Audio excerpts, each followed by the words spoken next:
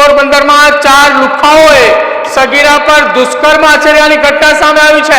આખી આ ઘટનાની અંદર આરોપી જયરાજ સુંડાવદરા, મલ્હાર, રાજ અને અન્ય એક કાળા કલરની કાર વાળા અજાણ્યા ઈસમ સામે ફરિયાદ દાખલ થઈ ચૂકી છે। પ્રખ્યાત પોરબંદરના વૃંદાવન પાર્ટી પ્લોટની અંદર દુષ્કર્મ આચર્યાની ઘટના બની છે। પોરબંદર અને આસપાસના પંથકની અંદર અત્યારે ખળભળાટ મચ્યો છે।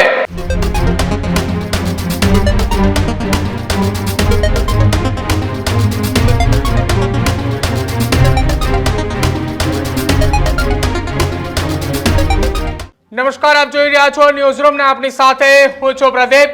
સમાચાર એ ક્રાઇમની ઘટનાને લઈને સામે આવી રહ્યા છે ને આ સમાચાર એ પોરબંદરથી સામે આવી રહ્યા છે।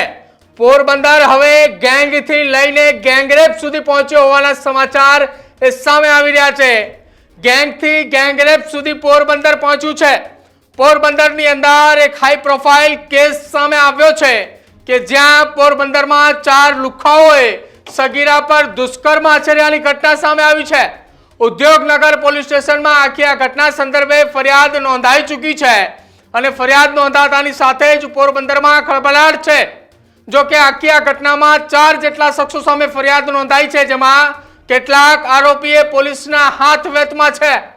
આ ઘટનાની અંદર એક આરોપીએ પાર્ટી પ્લોટમાં કૃત્ય આચર્યાની આખી આ વિગત સામે આવી છે અને જે પાર્ટી પ્લોટમાં કૃત્ય આખું આચરવામાં આવ્યું છે એમાં એક આરોપીએ પાર્ટી પ્લોટ સાથે સંકળાયેલા હોવાની પણ માહિતી છે।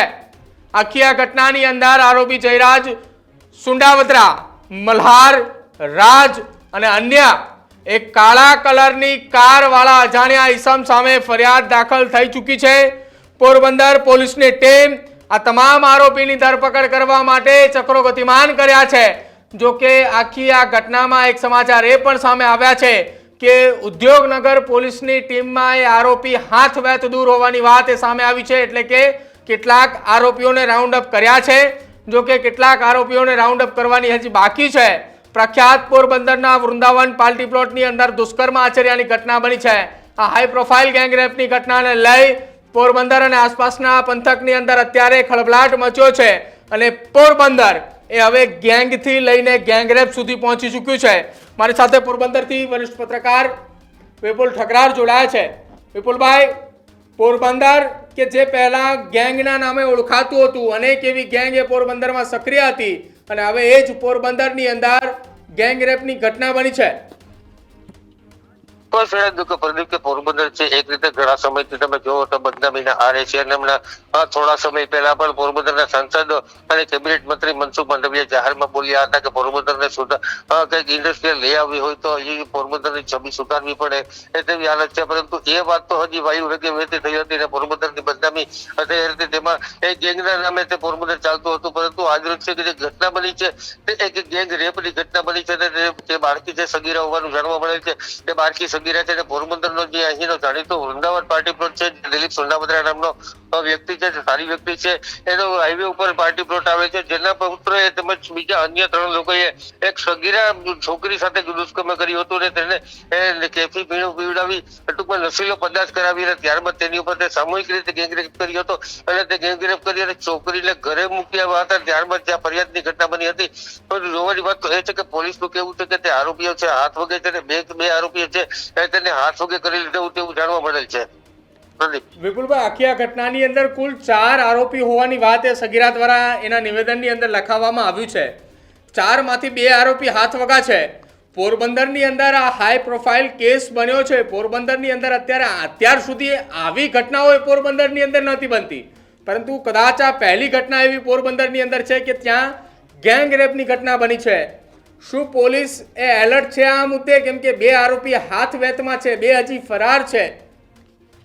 હા, ચોક્કસ જણાવ્યું કે પોરબંદરની અંદર ગેંગરેપની જો વાત કરીએ ઘટના બની તો આ પહેલી ઘટના છે અને ખાસ કરીને ક્યારેક આવી બળાત્કારની ઘટના બની હોય, પરંતુ સગીરા પર અને ગેંગરેપની ઘટના છે પોરબંદરમાં તે પહેલી ઘટના બની છે અને 3 આરોપીએ સામૂહિક રીતે બળાત્કાર કર્યાનું સામે આવ્યું છે અને એક આરોપી છે તે કાર લઈને આવ્યો હતો અને જેને લઈને 4 સામે ફરિયાદ દાખલ કરી હતી। પોલીસ આ ઘટના લઈને સતર્ક થઈ છે અને તરત શોધખોળ શરૂ કરી છે અને પોલીસ છે એ આકરા એક્શન મોડમાં આવી છે અને પોલીસને સતત પેટ્રોલિંગ કરી અને આરોપીઓને પકડવા માટે કરવાની કોશિશ કરી છે અને હાલ ભવિષ્યમાં આવી કોઈ ઘટના ન બને તેને લઈને પોલીસે તેનો કદાચ વરઘોડો કાઢે અને એક દાખલો બેસાડે તેવી શક્યતાઓ જોવાઈ રહી છે. બિલકુલ આભાર વિપુલભાઈ અમારી સાથે જોડાવા બદલ. તો પોરબંદર પોલીસે આ મામલે સતર્કતાથી તત્કાલે ટીમ બનાવી અને કામગીરી કરી રહી છે, જેમાં 2 આરોપીઓને હાથવેતની અંદર લઈ લેવામાં આવ્યા છે. 2 આરોપી હજી ફરાર છે અને પોરબંદરના પ્રખ્યાત એ વૃંદાવન પાર્ટી પ્લોટની અંદર એક સફારી ગાડીની અંદર કેફી પીણું પીવરાવી અને સગીરા સાથે દુષ્કર્મ આચર્યા હોવાની ઘટના સામે આવી છે. અને આ ગેંગરેપની ઘટનાની અંદર બનતાની સાથે જ પોરબંદરની અંદર અત્યારે ખળભળાટ છે.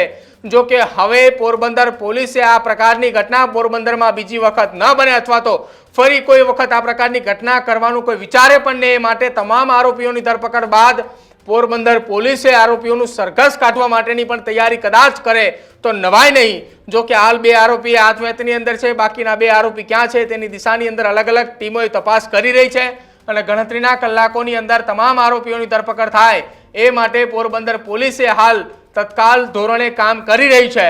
હવે જોવાનું રહેશે કે તમામ આરોપીની ધરપકડ બાદ શું હકીકત જણાવે છે અને આ ઘટના બાદ પોલીસ શું કાર્યવાહી કરે છે આખી આ ઘટનાને લઈને આરોપીની સામે એ જોવાનું રહેશે.